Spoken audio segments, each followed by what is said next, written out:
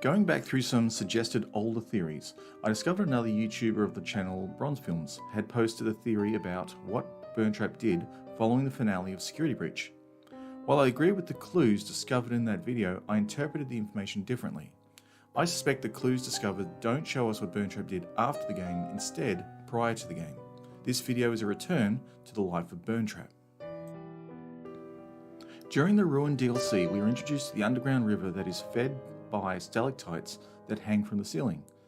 The river has an unusual blue glow to it, and when Cassie brings her flashlight close to it, it overloads and shuts down. The clue here is that its seemingly natural occurrence is creating a liquid power source that has been collected by the Pizzaplex and harnessed as a power source for the animatronics. Trace amounts can be discovered in the ceilings of the cave, which are interpreted as someone entering through that opening. I think the opposite has happened. As Burntrap was damaged before Gregory encountered it, then something happened in the past. The river stands as a clue as to how the animatronic could remain powered. Burntrap entered the games burnt. It hobbled around as if it had previously been in a fight. Something big would be required to damage the animatronic, and Burntrap hung around in the cave waiting to be called. The Pizzaplex was built over the cave structure. The construction work in the basement included subterranean buildings, which likely includes the storerooms of Edward Murray's Costume Manor, a place where costume suits still hung in the racks decades later. There have been many attractions that have been built and replaced over the years that the Pizzaplex was in operation. One structure was mentioned in the story Pressure. While entering the urban legend role players auditorium, the character of Luca notices the age of the brickwork to the green-eared killer attraction was older than the Pizzaplex. The entrance to the roleplay arena was a crumbling brick archway. Since the Pizzaplex was relatively new, the archway Luca was looking at couldn't have been even a year old, but it looked like a long-forgotten entrance to a place better left not remembered. Luca couldn't see the whole place from where they stood, but he figured there would be a dining area with a stage, an office, a back hallway, storage rooms, party rooms, and a network of large ventilation ducts running through all of it. All these rooms, at least in the games he'd played, were designed to look old and eerie. The games referred to are likely by Steve Snodgrass from the story Help Wanted from Book 2 of Tales from the Pizzaplex.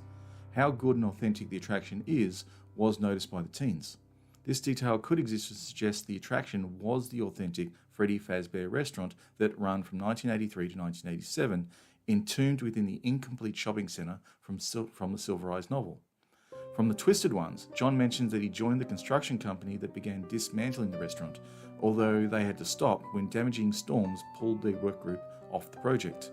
We never learnt what happened to the restaurant or the shopping centre. Clues are pointing towards an early event under the Pizzaplex where we find Burntrap's origin.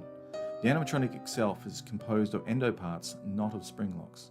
While the head piece is human, the majority is endo.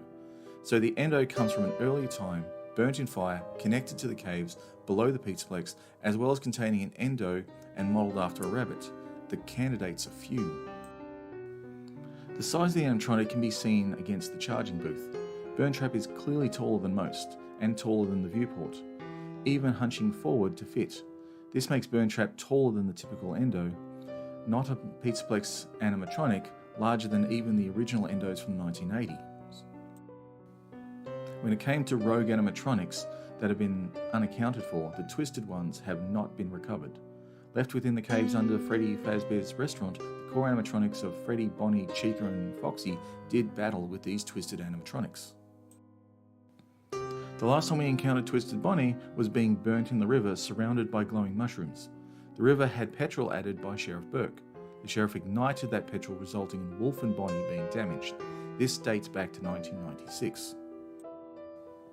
Following decades of waiting, Twisted Bonnie was kept sustained by the electrified water. It wasn't long until the power source was discovered by Fazbear and was used within the Pizzaplex. When the first epilogue from Tales from the Pizzaplex series had happened, workers clearing out the pizzeria simulator location discovered a variety of animatronics. I suspect that Springtrap was collected at this point in the timeline.